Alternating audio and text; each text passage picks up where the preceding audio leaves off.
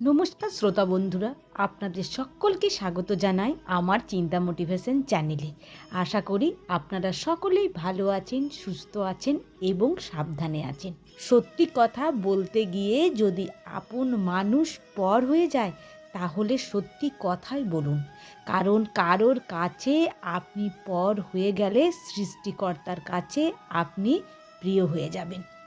সত্যি কথা বললে সাময়িক দুঃখ বেড়ে যায়, কিন্তু মিথ্যে কথা বললে একদিন দূরত্ব বেড়ে যায়। কিন্তু আসল বন্ধু সে নয় যার সাথে হিসেব করে কথা বলতে হয়। আসল বন্ধু তো সে যার সাথে কথার কোনো হিসেব থাকে না। আজকের দুনিয়াতে সৎ মানুষকে প্রায় অসৎ মানুষের থেকে বেশি কৈফিয়ত দিতে হয়। কাউকে কিছু বোঝাতে যাওয়ার চেষ্টা করার কী লাভ? তার থেকে নীরবে থাকুন, জীবন তাতে অনেক শান্তিপূর্ণ হবে।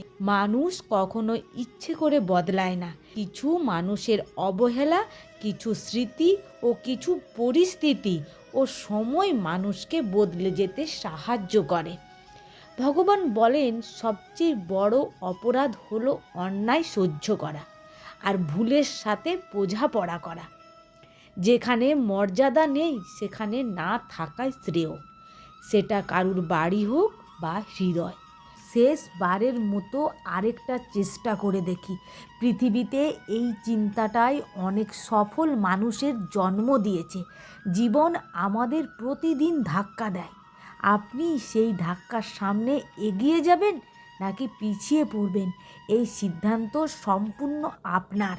আপনি যদি একবার ক্ষমা করেন তাহলে আপনি মানুষ। আপনি যদি দ্বিতীয়বার ক্ষমা করতে পারেন তাহলে আপনি মহাত্মা। কিন্তু আপনি যদি বারবার ক্ষমা করতেই থাকেন তাহলে আপনি মূর্খদের তালিকায় চলে আসেন। যে প্রতারণা করে তাকে দ্বিতীয়বার ক্ষমা করার ভুল কখনো করবেন না। বিতর্কে জিতে যাওয়া বুদ্ধিমানের কাজ নয়, বরং বিতর্কে না যাওয়াই ভালো। জীবনে সুখী হওয়ার কতগুলি কথা সব সময় মনে রাখবেন। যখন একা থাকবেন নিজের চিন্তাকে নিয়ন্ত্রণ করুন।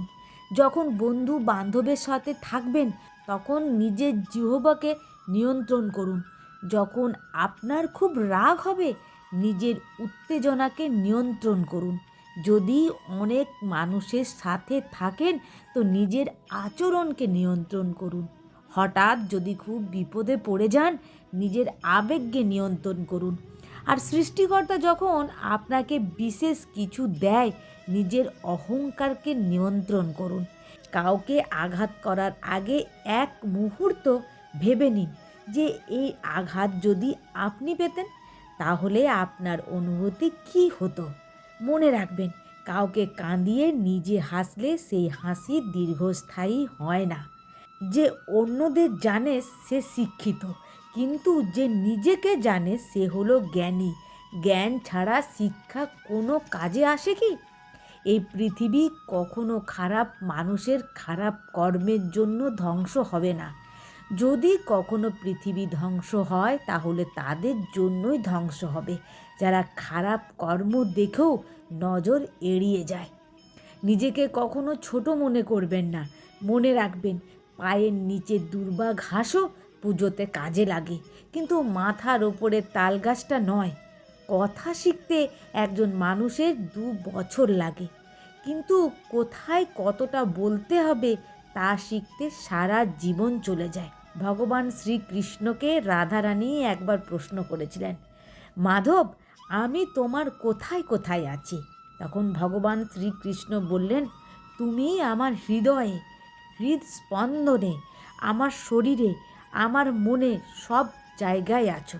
তখন রাধারানী আবারও বললেন, তাহলে এবার বলো, আমি তোমার কোথায় নেই? তখন ভগবান শ্রীকৃষ্ণ হেসে বললেন, আমার ভাগ্যে। তাই আপনার সাফল্য অর্জন 3টি শর্তের ওপর নির্ভর করে।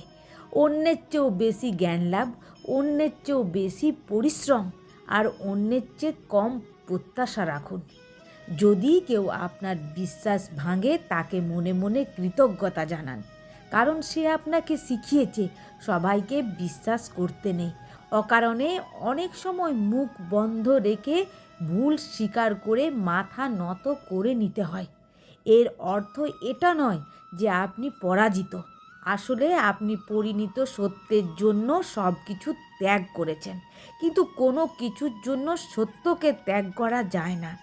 বিভিন্ন জিনিসের জন্য একবার করে চেষ্টা না করে একটা জিনিসের জন্য বারবার চেষ্টা করুন, কারণ যে পথেই বারবার পথ পাল্টায় সেই পথ কোনো গন্তব্যে পৌঁছতে পারে না। জ্ঞানী মানুষ আগে চিন্তা করে, তারপর কথা বলে, আর যারা নির্বোধ হয় তারা আগে কথা বলে তারপর চিন্তা করে। কারোর হাসি দেখে আমার কষ্ট লাগতেই পারে, কিন্তু কারোর কষ্ট দেখে যেন কখনো না হাসি পায়। লোহাকে কেউ কষ্ট দিতে পারে না, কিন্তু তার নিজের মরিচাই তাকে নষ্ট করে দেয়। একই রকমভাবে আপনাকেও কেউ কষ্ট দিতে পারবে না, যদি না আপনার চিন্তা আপনাকে নষ্ট করে। পাতা ঝরার আগে যেমন পাতার রং বদলে যায়, সেই রকমই মানুষ বদলে যাওয়ার আগে তার ধরনও বদলে যায়। যখন বন্যা আসে তখন মাছেরা পিঁপড়েদের খায়, কিন্তু যখন জল শুকিয়ে যায় তখন পিঁপড়েরা মাছেদের খায়। জীবন সকলকেই সুযোগ দেয়, শুধু সেই মুহূর্তটার জন্য অপেক্ষা করতে হয়। একবার ভগবান শ্রীকৃষ্ণকে নারদ জিজ্ঞাসা করলেন, আমি তোমাকে পছন্দ করি আর আমিই তোমাকে ভালোবাসি, এই কথা দুটির মধ্যে পার্থক্য কী? এর উত্তরে ভগবান বললেন, যখন তুমি একটা ফুলকে পছন্দ করবে তখন তুমি তাকে তুলে নেবে, আর যখন তুমি একটা ফুলকে ভালোবাসবে তখন তুমি তাকে প্রতিদিন জল দেবে। জোর করে কোনো সম্পর্ক টিকিয়ে রাখা যায় কি? যে পাশে থাকার সে যে কোনো কারণ ছাড়াই পাশে থাকবে, আর যে চলে যাবার সে একটা কোনো কারণ দেখিয়েই চলে যাবে। জীবন আসলে জ্ঞানীর কাছে একটি উপহার, আর বোকার কাছে একটি নাটক। ধনীর কাছে একটি খেলা, আর গরিবের কাছে একটা লড়াই।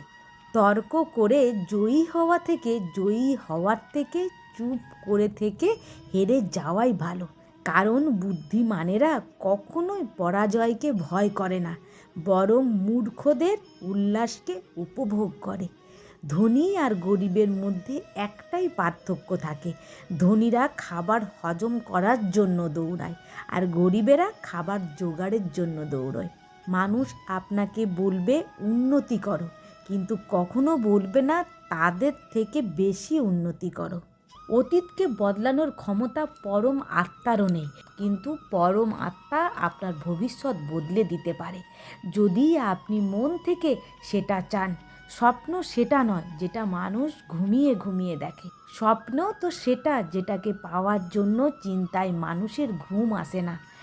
জীবনে এমন একটা কিছু করুন যাতে সবাই আপনাকে প্রিয়জনের সাথে প্রয়োজনও ভাবে। দুনিয়ায় উপদেশ খুব সহজলভ্য, যদি একজনের কাছে চাওয়া হয় আরও হাজারোটা পাওয়া যায়, আর সাহায্য খুবই দুষ্প্রাপ্য, হাজার জনের কাছে চাইলেও হয়তো কেউ একজন দেয়। ক্ষমা খুব বড় ধর্ম ঠিকই, প্রয়োজনে বিশ্বাসঘাতককেও ক্ষমা করে দিন, কিন্তু তাকে দ্বিতীয়বার বিশ্বাস করার মতো ভুল কাজ কখনো করবেন না। যে ব্যক্তি নিজের মনকে নিয়ন্ত্রণ করতে শিখে গেছেন তিনি এই দুনিয়ায় যে কোনো কাজকেই সম্ভব করতে পারেন। সুখ দুঃখ একই মুদ্রার দুই দিক, যেখানে সুখ থাকবে সেখানে দুঃখও থাকবে। তাই সুখ দুঃখের কথা ভুলে গিয়ে একটা কথা সবসময় মনে রাখবেন, কারোর সামনে নত হয়ে পড়লে না তো ভালোবাসা পাওয়া যায় না সম্মান। সেই জন্য নিজের স্বাভিমানকে উজ্জীবিত রাখুন। যদি কিছু আপনার ভাগ্যে থাকে তাহলে সে নিজ পথ বানিয়ে আপনার কাছে নিজেই আসবে। অন্যকে পরাজিত করার মানসিকতা কখনো রাখবেন না, বরং নিজেকে জেতানোর চেষ্টা করুন। আপনার না হেরে যাওয়ার অভ্যাসই একদিন আপনাকে জিতে যাওয়ার অভ্যাসে পরিণত করবে। আজকের ভিডিওটি এখানেই সমাপ্ত হলো। যদি ভালো লাগে তাহলে অবশ্যই লাইক শেয়ার কমেন্ট করবেন। আপনারা ভালো থাকবেন, সুস্থ থাকবেন এবং সাবধানে থাকবেন।